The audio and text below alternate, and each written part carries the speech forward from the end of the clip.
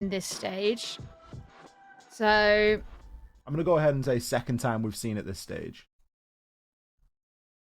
it is weird, isn't it? You know, do you remember the days of Oregon where every day in every region it would just every be day. Oregon? Even when there was no seed, just every day. Yeah. Yeah, exactly. It was, I mean, that's what... Imagine how the people who live in Oregon feel. Oh, it must be a nightmare. The traffic must be unreal. Oh, Thatcher, Flores, Wamai, and Cade. Good bands. Good bands for Oregon. Not often that you get the Flores band coming through, but if there is any map to do it on, this is going to be the one. So much value can be found out of those drones, and you really want to try and limit that use as much as possible. Thatcher, because why not? It's Thatcher. He is not allowed to play any game of Siege ever again. Wamai and Arcade means that the hatches are going to be a little bit less pressured, bit easier to get open. Never too much of a problem. Maverick can do the job here. It's not like you've got the same time pressures as you do on a map like Bank. You've only realistically got one hatch that you absolutely need to get open here on Oregon. So everything can get that job done. We're going to be kicking off things on the basement. Some more Finca who's going to be coming in today as well. We've seen a decent amount of Finca today on we saw some on Villa earlier on. We even got to see a little bit on Bank, not a ton. And the Twitch as well. Twitch has been particularly popular. On the other side of things, so we had a 6-pick coming out from NIP. Psycho originally picked onto the Valkyrie, which is a very psycho operator, but has actually decided to go for the Ella, who is relatively popular to play on this site. You know, you can put the Gurjmot mines up towards the tower stairs, for example, is a relatively popular place to play them. And of course, I know that you are just in love with her gun. The shotgun? Or any of them. You always go nuts over Ella weapons. The Scorpion back in the day was unbelievable. Now, Psycho's actually playing the Scorpio, which is kind of weird because usually if you see an Ella played on this site, it's because you want the shotgun, it's because you want the FO12. The automatic shotgun is just, it's unbelievable. At the close ranges and in some of the locations that you're going to want to play that Ella, you can really cause a lot of damage. But Psycho hasn't actually opted for that. As we mentioned in the pre-game, Gio, there's a need to keep a very keen eye on a lot of these players for NIP because nobody is standing head and shoulders above the rest and outperforming in terms of kills. So I'm not expecting NIP to be playing very confidently here. I think we're going to see a very reserved NIP. It could be one of the reasons why we've ended up on a map like Oregon. They're just looking to get themselves back into the swing of things, find their own rhythm again here. And really start to take a little bit of this advantage that you do get as a defender on this map. Yeah, definitely. I mean, Oregon was a map that NIP were pretty decent at. We didn't see a ton of them play it in Stage 2, but when they did fairly well at. Whereas I think that, you know, you can argue that Villa is a map that they are known for being good at, but they never got the opportunity to play it much because people would ban it against them so frequently. So, yeah, maybe this just does feel a bit more comfortable for them. They just feel a bit more at home on Oregon. It is that sort of default-ish sort of map. Absolutely. If you can't play in Oregon, then, you know, you really need to get practicing in Oregon. Get out of Siege. Yeah, because it is a map that you're going to get taken to pretty regularly. And so far, NIP, they're just holding back. They have got no need to overextend it. They've got no need to aggressively peek. They've got mirror windows to use. They've got a ton of C4s to be going at as well, 2 to be exact. Kamikaze is already deploying his Toxic Babe canisters, knowing that those C4s are still yet to come. And all of this is just slowing Black Dragons down to a crawl. Now, they are going to be able to eventually start challenging on through. Perez is going to be on the landing of the rear stairs. but still cut off by the Toxic Babe. Gas as 25 seconds ticks down. Pino in position to throw the C4 out, but it's going to go too long. Perez, he hits the team kill. Julio's C4 will land as the kills do now start to fly. Pino is going to be taken out as Bassetto. He's going to pick up his second kill inside of this round. 2 versus 2, all square. 7 seconds left. A push needs to happen, and it needs to happen quickly. Julio will shut down Bassetto, but the trade was there. No, it wasn't. Missed his shots. Julio, he turns him and he burns him. What the hell? I mean, Julio actually had a couple of kills in that round where he reacted really well, and you thought he could be going down here, but that... he should not have been allowed that one. No way. And I actually, you know, I was really focused on the way that Pino was setting up to defend onto Freezer and still missed a player who was in there. It was Live, who was just hiding in the corner of Freezer and went unnoticed despite the C4 kill that was able to be gotten and things like that. And I was thinking, man, I thought this was going really well. It seems to be falling apart a little bit. But Julio, I guess his reaction times today seem to be really good. And whatever even happened with that kill, that should have been free onto him. It wasn't round winning, but it should have been free for sure. I have no idea how that doesn't go through. Julio must have had a very slim amount of health left, and maybe 1 or 2 of the bullets didn't actually connect. But alas, a round that goes to NIP. They're going to be very pleased with that. It's a good start, probably one of the better starts that they've had so far this stage. Julio picking 3 kills up as well.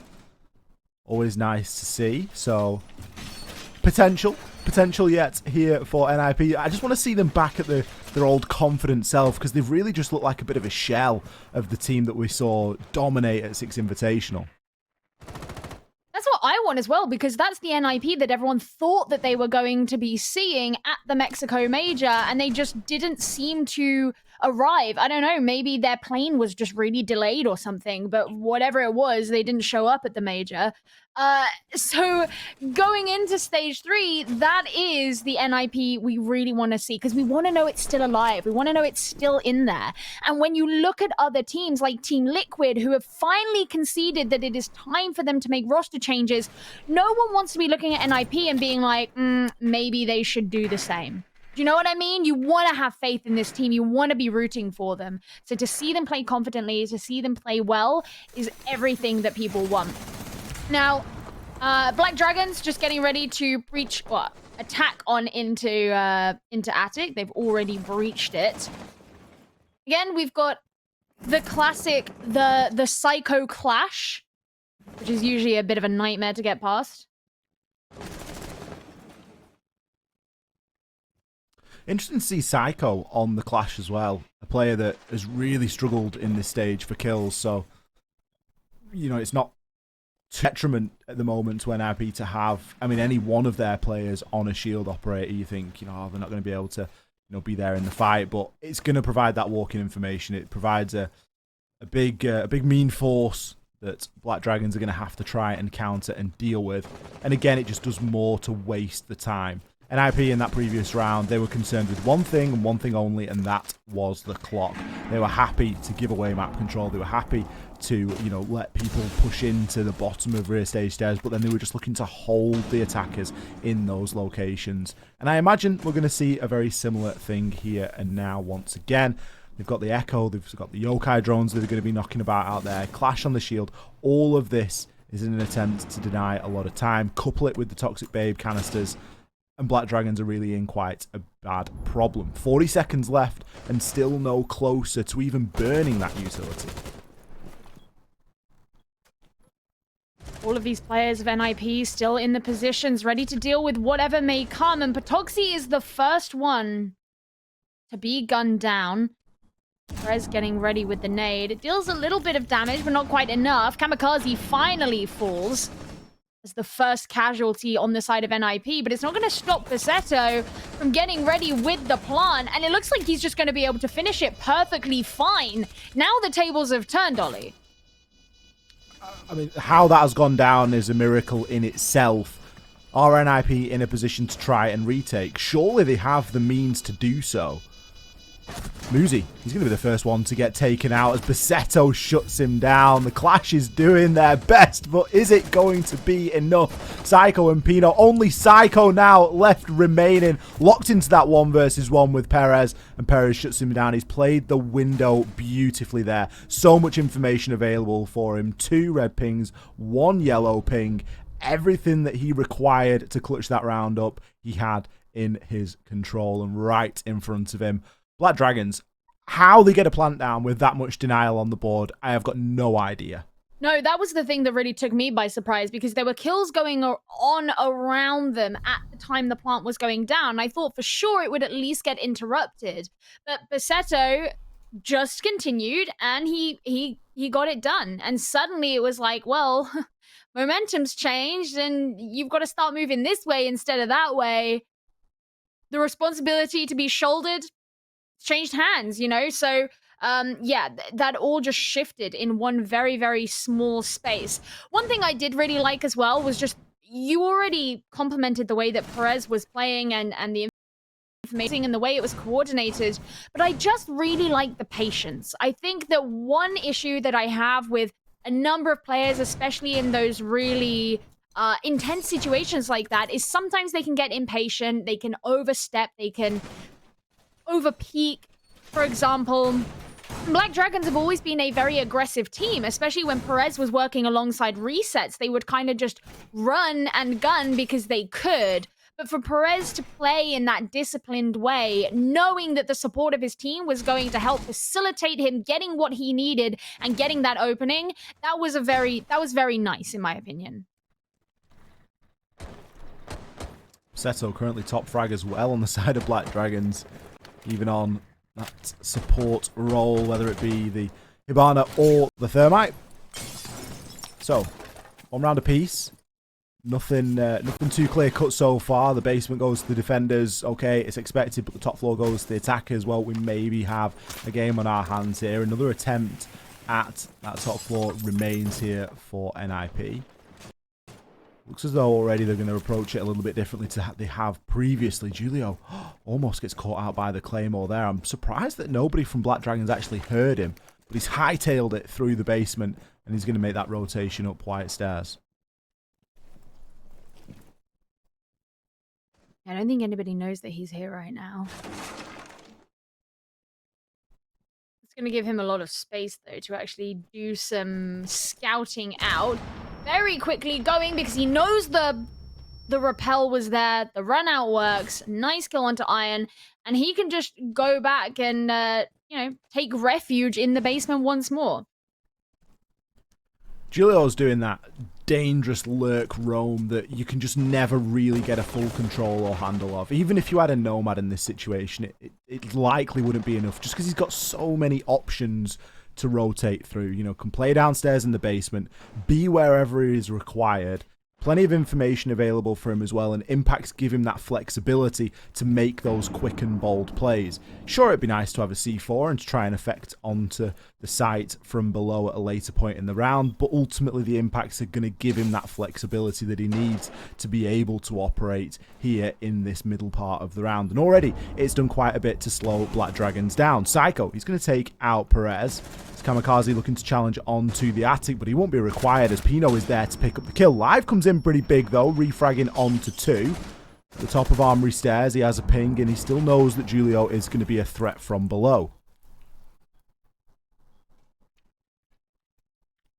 And again, it just becomes all quiet. See how Live and Basetto work together on this. Already in the space of a couple of rounds, I've been pretty happy with Basetto's ability. Now they're just trying to pinch here. Basetto gets the kill onto Kamikaze. Puts it in the 2 versus 2. The other 2 players of NIP are both upstairs. Just trying to avoid the flash. As Julio's also looking for his prey, but Live barely gives him the opportunity. He's traded out and is back to the 1 versus 1. Basetto gets the kill and Black Dragons take the round. That was a great 2 versus 4. Basetto and Live. Was it 2 versus 5? Incredible stuff that they were able to pull off there. I think very shocking that you see NIP actually fall for that and continue to lose man after man. some terrible information exchange on the side of NIP there as well. That there was times where they really knew exactly where Black Dragons were and just weren't in position to get trades off. Only the last couple of kills really coming down as trades. Everything up until that point was pretty one-sided one way or another. Julio, for his fantastic start and the way that he was sort of prowling around in the basement, posing this really big threat, just didn't come to anything. With no Nomad available, he could have made a flank anywhere he wanted, and Basetto was borderline a free picking if he'd have gone up the armory side. So a strange situation to be in, and I think NIP will be glad to get themselves back down onto the basement. So again, it's just, we've only seen 2 sites so far. And I always get a bit skeptical when there are teams that don't really want to branch out into a tertiary site. It makes you wonder how confident they're feeling. I suppose if you are NIP and you have the option to just remain within these 2 sites, then okay, go for it, fine. But still, just an interesting one. Now, also, I think the Black Dragons are going to try and be quite bolsterous here because they've decided to bring along a Ying. So maybe not going to play quite so patiently, quiet, attrition-y, which is not a word, on their push into the basement. Instead, they're going to want to full white flash everybody, boost themselves up because they've got the Finker once again, and just go for it. I think the confidence that Black Dragon have got at the moment, it makes a lot of sense for them to be going for that sort of a play. NIP are still looking like they're scared to really get fully involved and to extend onto this roam game all too much. They're just happy to sit back and let the round come to them. It's going to come with a lot of flashing lights this time if they let that happen. And for all that the roam wasn't entirely successful in getting the round previously, that wasn't where the large part of the problem was. The roam was successful. Julio did a great job. It was everything that came after that didn't really work out too well for them. Now, the biggest question is, where are these Candelas actually going to go here? Because what do? You're going to be faced with a mirror window or Muzi playing on elbow. So neither of these options are too appealing to me at the moment. I think Black Dragons just need to put a bit more work in before they choose to go for this big, bold entrance. I think that's one of the biggest mistakes you can make, right? Is just go too heavily on that, as you say, big, bold entrance without considering all of the things you're going to have to face once you actually get through. And too many teams in the past have tripped up on that exact mistake. It still requires a decent amount of prep, which is why we usually see the Candelas used pretty close to the end of the round. It's only once you know that it's safe to drop that meeting hatch that you're going to see them actually invested. I'm nervous. It's an electrical hatch drop. You can hear the Candelas going off. Kamikaze gets shot in the back. We do see it come through as a trade. Julio is holding on to a C4 lined up, ready to go, but kills keep coming in now. Black Dragons, they've been able to pick up 2. It wasn't the bold entrance that they were looking for, but slowly but surely they're going to be able to start to take NIP down before the response from Muzi and Julio. 2 versus 2 now with 40 seconds left. There's a lot of time here to play with. Muzi, he's going to be the first to fall. Ion shuts him down on the long angle. Julio once again left to try and clutch out here. Can't land the first. Perez, he's able to make the swing under the stim of the Finker. Lands his shots. He didn't have to land too many, mind, but Black Dragons have been successful downstairs. They've been able to root NIP out now of the 2 sites that we've seen played and currently lead 3 rounds to 1. Okay, this is where my concern from the last round comes back, and I actually say it a bit more firmly. NIP are still insisting on returning to that same site. There is no tertiary site in play here, right? Because even if they lose this one, they can go back to... Actually, nothing has been stopping them from going back to kids' dorms because they haven't won it at all. They do not want to go to one of the kitchen sites.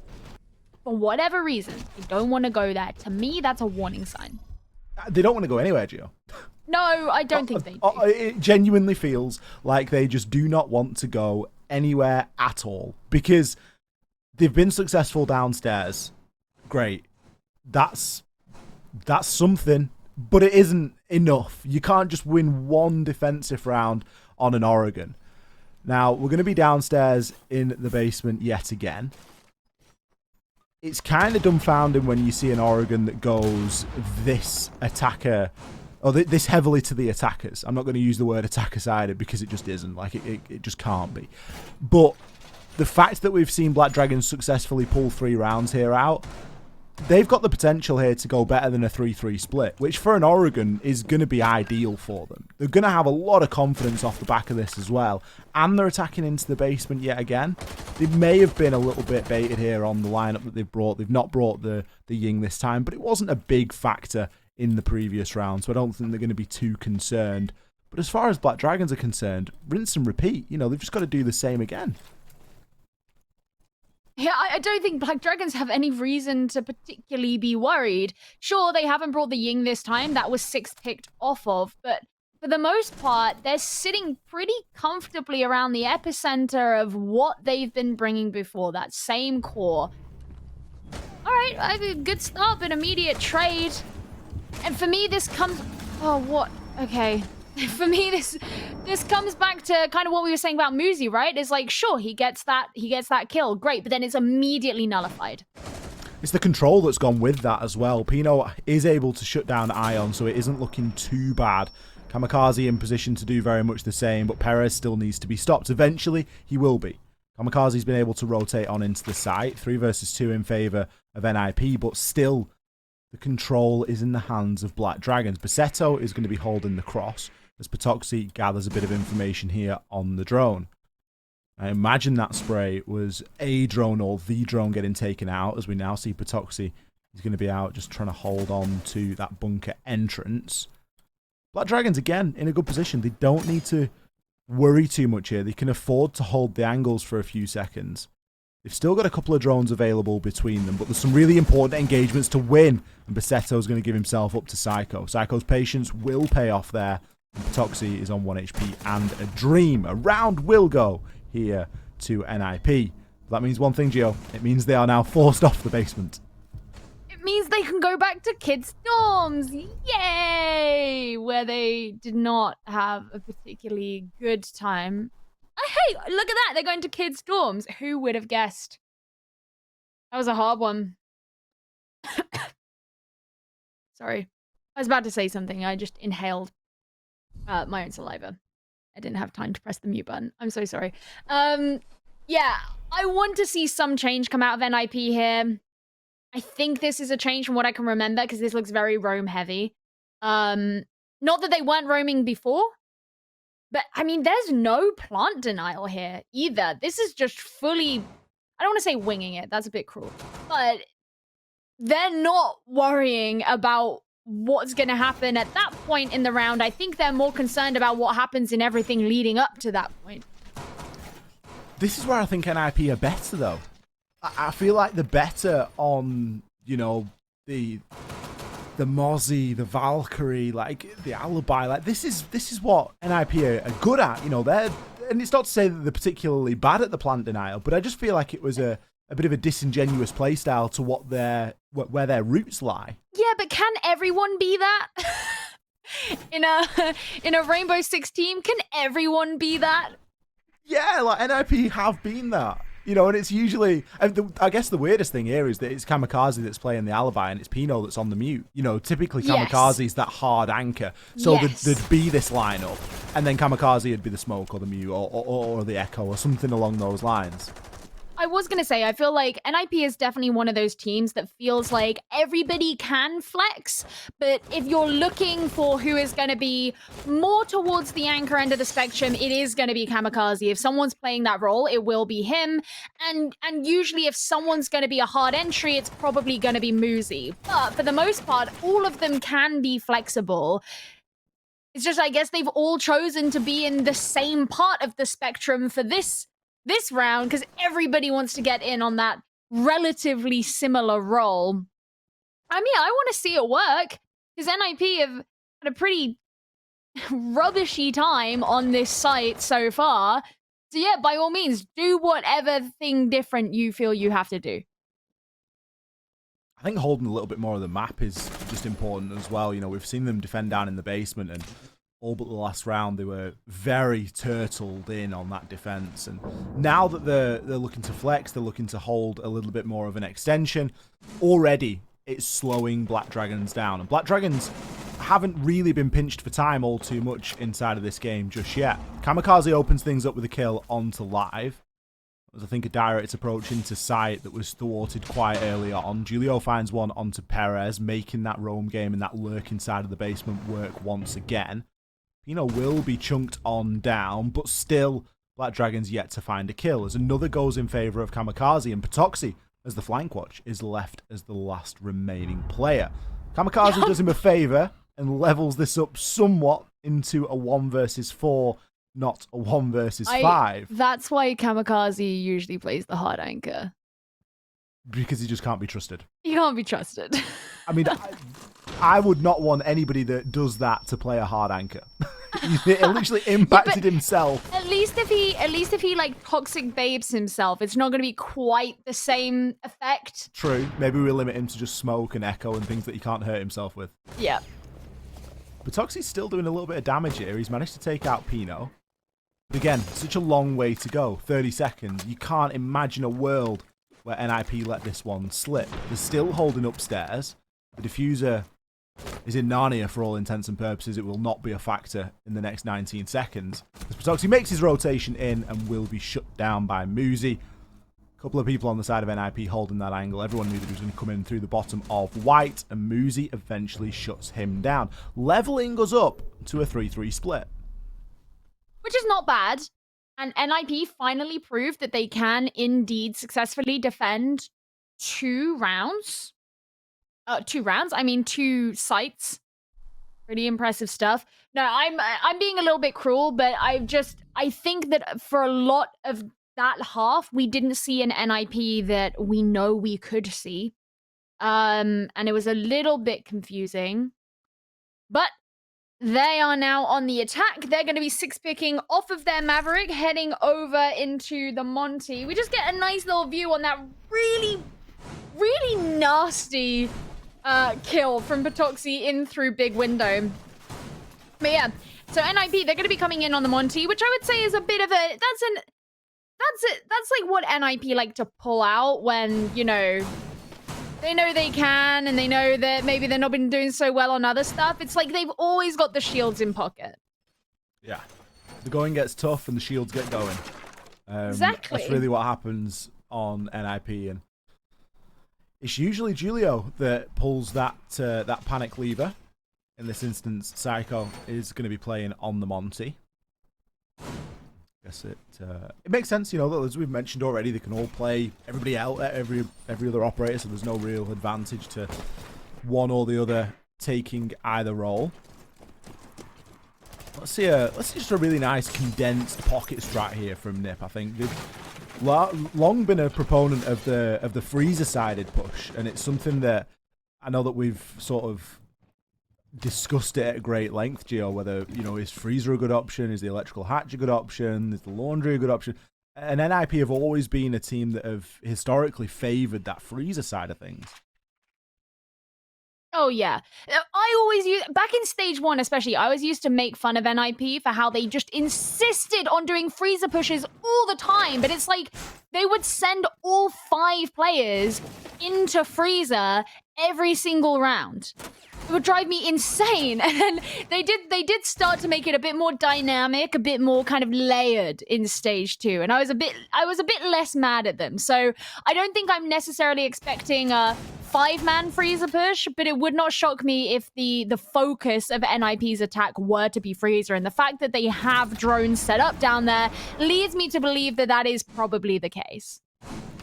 I guess at least here they're actually getting laundry hatch open as well. Now Julio, gutting, not been able to get his Twitch drone down. It's actually got caught inside of a mute jammer straight away. He's going to risk the second. Julio, you know exactly where the jammer is. You've just thrown your Twitch drone into the same place where your first one got caught. Oh no, man! Like that was their chance to get the mirror window open and to actually allow the Monty to push on through. Instead, they're relying off the back of Muzi and his skill. Muzi's been able to find one. He's still got a mirror window facing him, but fortunately for him, nobody is going to be playing it. Nobody is inside of Laundry in a position to make use of that window. But nobody really knows that on the side of NIP because of the mute jammer that is cutting everything off. Psycho has obviously been able to move through as the human drone and call that out. And now the nades can start to work on through. Pino picks one up with a nade and then takes out Ion as well. A much better attack here from NIP versus anything that we've seen up until this point. Live as the last player alive. It's not a nice way to go, but it's almost inevitable at that point. Psycho drops the shield, says, guys, you've all had one. I fancy one for myself as well. Live basically gives himself up there. NIP, what an execute there onto that Laundry site. I think at least at the end of the day, we know that the shock drone mute jammer altercation did not end up being a huge problem for... It's a relief. It's a big relief. It is. It's nice. It's nice. It's certainly, you know, they managed to get past that hard time in their lives and push forward into greener pastures. But no, that was certainly nice to see because it was a round where you could absolutely tell NIP had the control. And I think that's probably the first time that I think it's really fair to say that about NIP in this game. Yeah, they got some round wins on their defensive half, but it never looked like they really had everything in the palm of their hand. So maybe that's going to be a tradition that continues forward in the rest of this game. Obviously, they're going to have to be attacking onto a different site next time. So it's simply not practical to be bringing something like a Monty if you're wanting to push upstairs. They've decided to bring the Ying this time as well. I'm wondering if this is going to be like a big window Ying, maybe, or maybe a Kid Storms Ying. Where do you think this Ying is going to be? What brand is your Ying? Yeah, what flavor Ying? Could be an attic flavored Ying. Ooh, an attic Ying. Yeah, that's like the limited edition. It's not in every shop. Yeah? Yeah. Okay. It's I wonder hard to get hold of. We'll get limited edition Ying today. There's I suppose we'll have to see. I mean, it looks like Iron's just going to be the only one down here in pit who's watching out for whatever's happening in attic, and he's got one of his Vulcan shields present there with him too. Now, those can be... That utility that is in pit can be removed pretty easily because they got an ADS, they got the Vulcan shield, both of which can just be dealt with by Julio, assuming that it doesn't get caught in anything that it shouldn't. I don't know where the mute jammers have been placed, but likely there's going to be one on the attic wall at least because that's going to need to be breached. I think even if Julio knows where they are, he's not going to care. He's going to try and give it a chance anyway. Of course, brute force past the mute jammer. Yeah, we are being a little bit mean there, but it was quite funny to watch. Patoxy, he gets rooted out fairly early. Muzi's drone work proving thorough as ever. You're going to need something different to deal with the barbed wire. I don't think that the X-Kairos pellets are going to quite do the job there. Julio gets himself up onto the master balcony as well. The pieces are slowly but surely falling into place. It looks as though we're going to see not quite the home brand Ying, but the big window Ying coming through, as that's at least where Psycho is posturing at the moment. No limited edition. We're just going to get the regular... It's like, if it were in an alpha pack, this would be the Ying that's like a white or a blue. Yeah, this is like you've got Ying at home. Ying at home. Well, Bassetto's been shifted out of his position, but he's got the shotgun locked and loaded, ready to go. Doesn't look like anybody's going to be aggressing onto him as the rappel is still being held, basically holding him back and preventing him from peeking. So if he does do that, he's probably in big trouble. Although he has managed to find a way forward, still just holding on. That nade is going to be rather painful, though. And finally, the closet has been cleared. It's kind of unusual to see the first kill happen at around the 45-second mark, at least in the lens of this game. Pino gets himself down as Patoxy picks one up onto Julio, so things not looking too good here for NIP. Kamikaze needs a big entry, and he needs it now, but he too will be shut on down. A severe lack of information. The Candela's come in, but Psycho, what are you realistically able to do here? You're going to be 1 versus 3. Everyone might be blind, but that's no good. Everybody knows exactly where you are. Behind the beds, He's going to try and pre-fire his way out of this one. Picks up one onto Patoxy. Knows that there's going to be somebody inside of Kids. Looks to push through and pick up that diffuser, but will be taken down by Perez. Perez picked up 3 kills there in the dying stages of that round. And NIP just didn't have enough information. Yeah, NIP seemed a bit more reluctant in that round. They weren't quite as I don't know, like braggadocious about going forward and just like pushing in the same way that they had been in that first round. And again, that could come down to sort of, as much as we kind of joke about it, NIP have a very characteristic way that they like to play on the basement. They know their comfort zone, whereas that's not quite as true up on the top floor. Now, what that kind of means here is that, you know, Black Dragons, they won that last round. They can't go back upstairs. They clearly don't want to go to a tertiary site. They've decided that they want to go back to their primary, which is that place that NIP feel more comfortable. And they've read into that, you can tell, because of the composition that they've chosen for their operators. So is the same thing just going to happen once again? Because Black Dragons themselves are playing something very similar, if not exactly the same, as what they were at the beginning. They have a ton of sight set up because they're running 3 shotguns.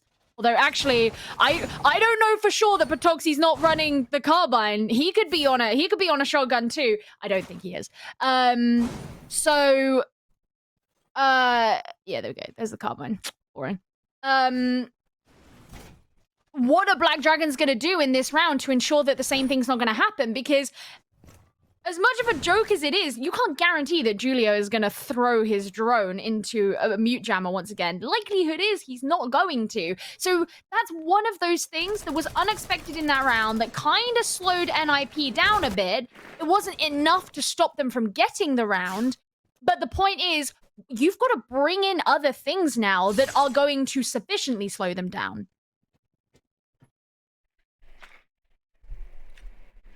Yeah, and NIP aren't going to make the same mistakes twice, likely, as you mentioned. So, a quick drone of the attic calls it clear as Pino can start to get a handle on where everybody is going to be. Julio actually getting himself off the attic rappel as they realise that nobody really from the side of Black Dragons is going to be outside of the site. They can just solely focus on putting pressure on.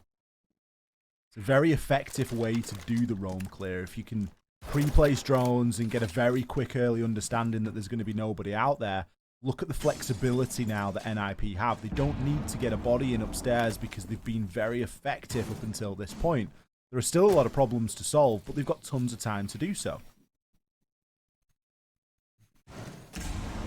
Kind of pellets just opening up the freezer hatch. Muzi's trying to be careful, sending in the drone. I think that's so that Pino gets this information. There we go. Oh, Nate can be perfectly thrown in to remove live. So they've gotten that space there in freezer, but of course there are a couple of players just on the other side in laundry that they're still going to have to worry about. I think that Julio was successful this time in actually opening up that mirror window now. It could do one or two things. It could give something really to peek out of for Black Dragon. Psycho can't push as far up as he did previously for fear that he's going to be shot in the back. For all that he's got great protection to the front, he has no protection to his back. Muzi will actually be able to wallbang there over onto Perez as he's got the vertical angle. He's made that rotation and he's really made it work for himself. Now Psycho can continue to gather this information. Muzi knows that there's going to be a player just in front of the shield. Nearly gets himself caught out there and just needs to be careful, but Psycho draws for the pistol and will shut down Ion. Now the pressure can really start to mount from the laundry side of things, as Psycho is in danger of becoming top frag here on the Monty. Picks himself up 2 on the round. Bassetto falls and only Patoxy remains. Psycho, can you do it? No, eventually will be shut on down, but there's 20 seconds left. Patoxy, 1 HP and a dream. He was always going to get pinched. Muzi, the player to shut him down. NIP again, another very successful attack downstairs. Yeah, the answer to the question, can Black Dragons figure out how to stop NIP from doing the same thing over again, was no. I'm wondering if that's going to make them a bit more trepidatious about returning to that site in the future. I guess we'll have to see. But the main thing, I suppose, is that NIP just have such a clean way of getting into freezer. Even after they landed that first nade and they knew that there were other players they would have to deal with, they did so really well. And actually, the way that that Pino and Psycho worked together to ensure that the... Oh, here we go. Here's the nade. Beautiful. That was, I just want to say, that was classed as a funny replay from production. I'm not, like, if anyone laughed, please let us know, but I didn't laugh.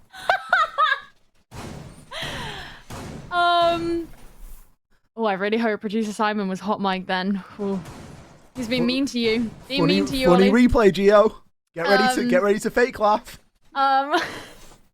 Anyway, the point is, the way that Pino and Psycho actually worked together after that was really good. How Psycho was in the doorway, Pino was shooting between the door and the soft wall. So you meant that it meant that the attention of the player they were going up against was always split, and that allowed Psycho to get the pistol kill while crouched down, even though he was directly in front of the guy.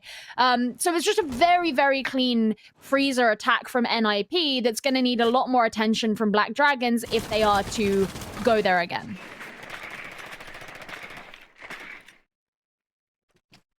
Psycho is he's gone from one side of the coin to the other, really, hasn't he? He's gone from the Monty, and now he's on the Nook. Doing an Alamo. He was kind of doing a bit of a Nook's job there in that last round. He was kind of the opposite, but he was getting kills, and he was crouch walking, which is a very keen characteristic of the Nook, and I'm sure something that we'll look to see him do in this round if he gets the opportunity. It's just good to see NIP getting kills. You look across their scores right now, nearly everybody is positive. Everybody bar Kamikaze has got a positive kill-death ratio. Something that we were discussing at length is that these guys have played shockingly so far in the stage. There's no nice way of putting it. So to see them going positive here, to see them having a chance at coming out with a win in a game which, you know, has been very competitive for them and it hasn't been gifted to them, is always a good thing, especially when you know what this team is capable of. It's by no means said and done, but so far it's looking at least promising that they're going to be able to pick up a couple of rounds. And they only need 2 to take the game.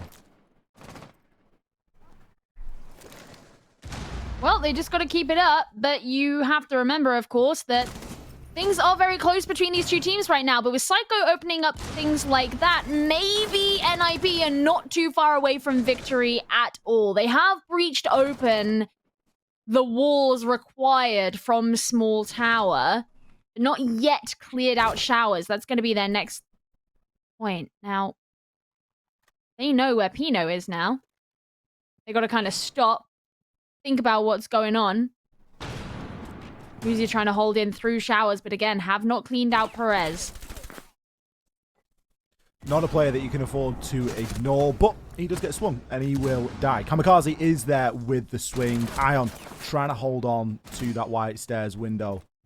Him and Live are the only 2 that remain. They do make it a 2 versus 4, but Live's got so much to do. A quick hatch drop could actually make this a little bit more viable. Ion has to find himself in the right place at the right time. Gets the peek onto Psycho. How does he land those shots? He's very quickly becoming quite winnable here for Black Dragons, especially given that they have the yokai drones. Only able to gather information, though, as they will be shot out before anything useful can happen with them. Pino will shut down Ion, and the plant will start to go down. Live, can you land your shots? No, runs out of ammo, draws for the bear in 9, but it is all too late. Pino, he's there to collect the final kill, and NIP put themselves onto a match point. It feels like we're casting an entirely different NIP in this second half of the game compared to the first. It's actually a real NIP. They're having a pretty good attack so far. And now Black Dragons have decided that they're going to be returning back to the basement, which I think this is really risky territory just because of how we spoke about things, you know, being earlier. Now, this mirror pick, I'm quite a fan of, and I want to definitely see one of those windows be... Oh, come on! I was going to say I really want to see one of those windows be used on the freezer wall. I think it could help them, you know, bolster their freezer defense, which is the thing that they were struggling the most with. But alas, Mirror is not actually going to be brought in this round whatsoever. It's going to be Valkyrie instead, which may be a bit of a struggle against Muzi's IQ.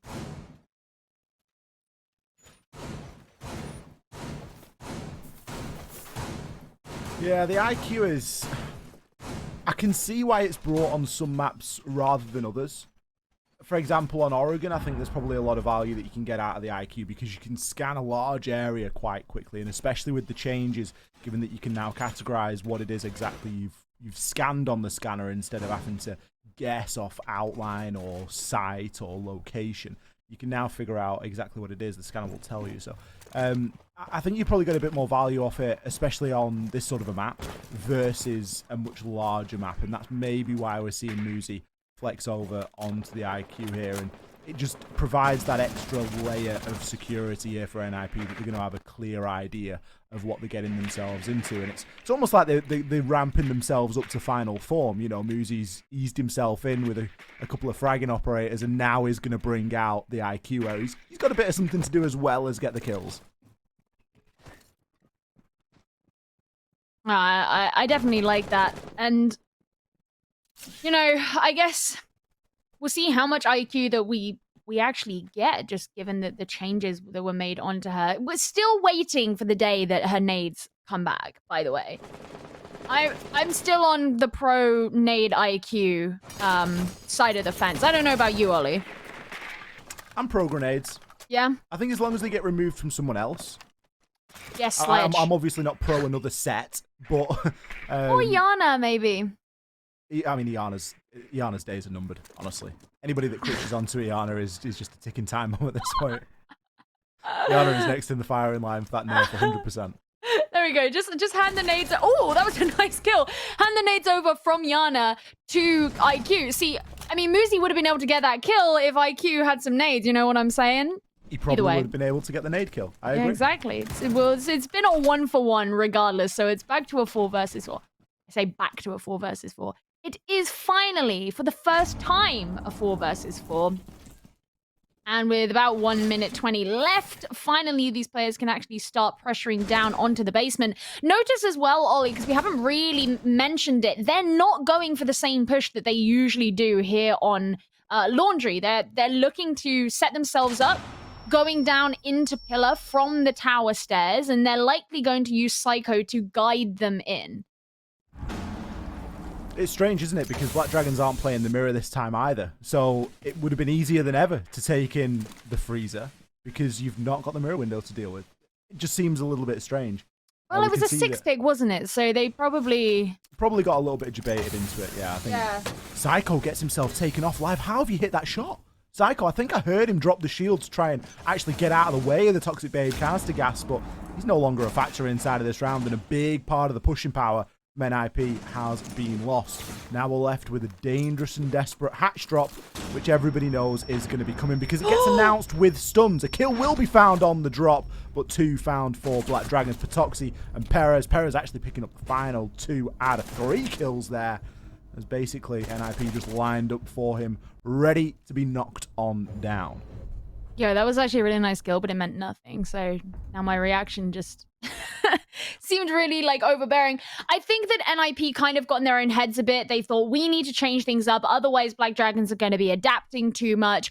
And I do generally like that attitude, but obviously it was sort of I think they just kind of misjudged it. They didn't necessarily know that those 6-pick was going to be coming out. And one of the things that became really apparent, or just very well exemplified in that round, was how much they rely on Psycho to be able to push their way into a site. This is the first time that Psycho got killed, or at least that Psycho got killed early in the round at a time where they still needed him. So they didn't have him laid into their round like they have on previous attacking rounds, and you can straight away see the difference that makes, especially when entering in through a way more risky avenue of ingress, such as the meeting hatch.